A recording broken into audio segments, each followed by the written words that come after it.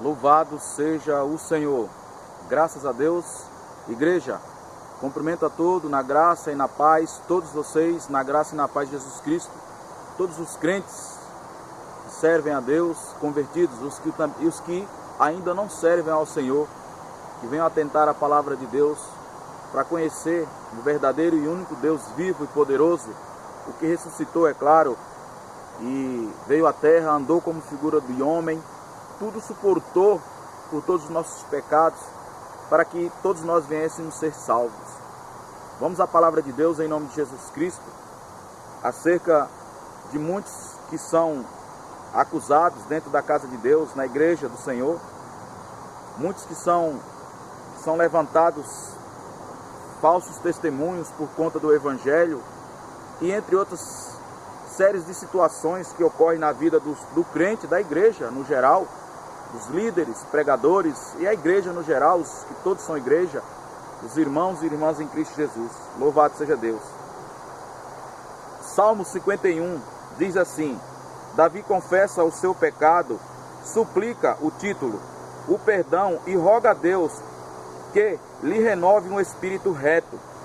Versículo 1 do capítulo do Salmo 51 diz assim: Tem misericórdia de mim, ó Deus, segundo a tua benignidade, apaga as minhas transgressões, segundo a multidão das tuas misericórdias, lava-me completamente da minha iniquidade e purifica-me do meu pecado, porque eu conheço as minhas transgressões e o meu pecado está sempre diante de mim.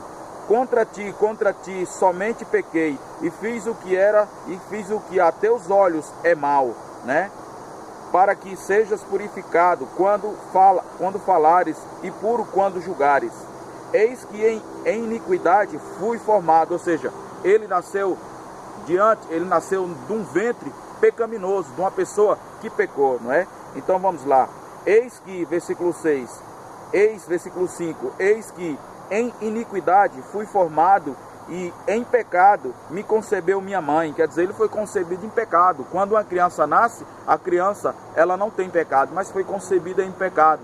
E tempos depois na vida dela, ela começa a conhecer o pecado, porque vai se tornando adolescente, né? Vai se tornando pré-adolescente e adolescente, e assim por diante. Por isso que tem que confessar Jesus Cristo como único suficiente Salvador da sua vida e se arrepender dos seus pecados e conhecer a palavra e ser batizado para ser salvo e seguir para ir para a vida eterna.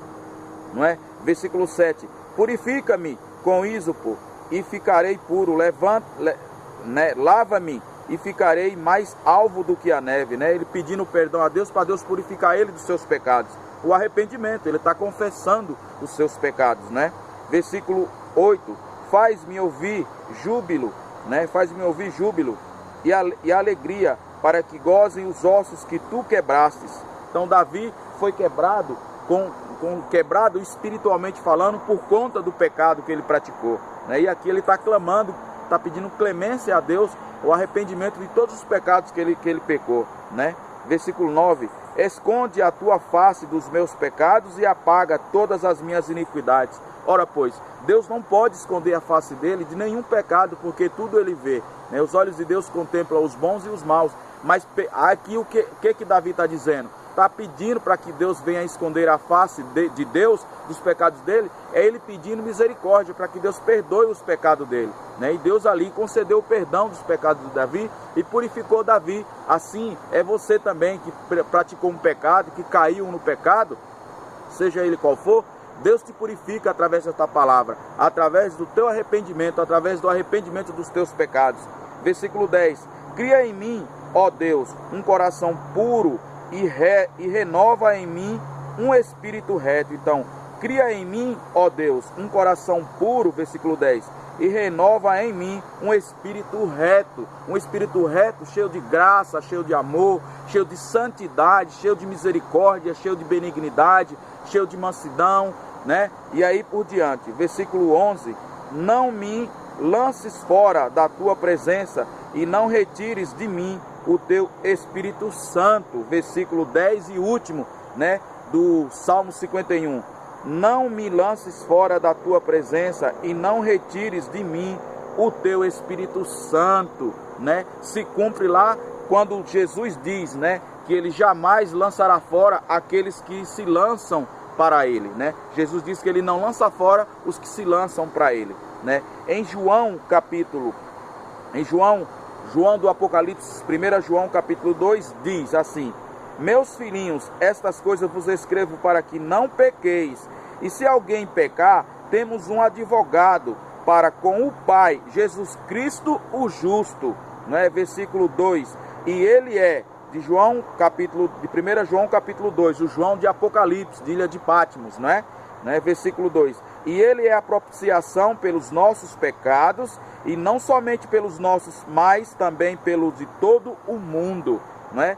Versículo 1 de novo, de 2 João capítulo 2, meus filhinhos, estas coisas vos escrevo para que não pequeis, e se alguém pecar, temos um advogado para com o Pai, Jesus Cristo justo.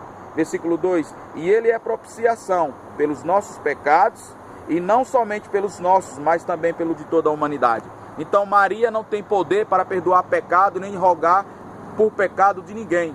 Portanto, Maria está morta, desceu à sepultura, e não vê aqui, ela não tem poder para intermediar aqui entre o mundo dos viventes, que é aqui onde estamos, e o mundo celestial, que é o de Deus. Ela não tem poder nenhum de rogar por pecado de ninguém, né?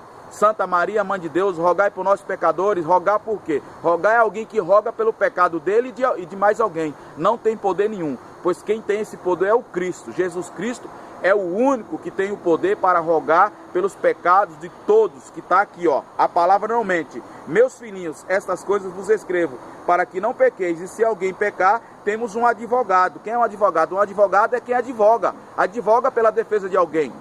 Então Jesus Cristo vai advogar pelo meu e pelo pecado da igreja e pelo pecado de todos quantos se arrependerem ao Pai, através de um servo dele. Mas quem é que intermedia entre Deus e os homens e a igreja? Jesus Cristo. É o que diz aqui, ó. Meus filhinhos, estas coisas vos escrevo para que não pequeis, e se alguém pecar, temos um advogado para com o Pai, Jesus Cristo o justo. E ele é a propiciação pelos nossos pecados, não somente pelos nossos, mas de toda a humanidade. Então, Maria, nem Pedro, nem João, nada, nenhum profeta tem o poder que já desceu à sepultura. Nenhum desses que já desceu à sepultura tem o poder de rogar pelo pecado de outro, porque esses não podem mais ver o mundo dos viventes. Esses dormem no seio de Abraão, né? O único que tem o poder de rogar pelo pecado de toda a humanidade, de nós, da igreja, é Jesus Cristo. Está escrito aqui, através de um ministro, de um profeta, de um pastor, de um obreiro, de um presbítero, de um apóstolo, que tem comunhão com Deus, amém? Essa aí é a palavra. E você que aí pecou, que caiu no pecado, não importa qual o pecado que você caiu, não importa qual seja a acusação que está contra você, que é crente, convertido, que pecou e que caiu, ou que está começando na fé, não importa, até você ímpio, clame Jesus que ele te ouve, procura um obreiro, um homem de Deus que ele te ouve, confesse ele como Salvador, que ele vai te ouvir e você será salvo, e conheça as Escrituras e seja batizado. Aqui está a palavra de Deus, aqui está a verdade de Deus. É só a palavra, é só o Cristo que tem o poder de nos salvar dos pecados, de perdoar os nossos pecados e nos levar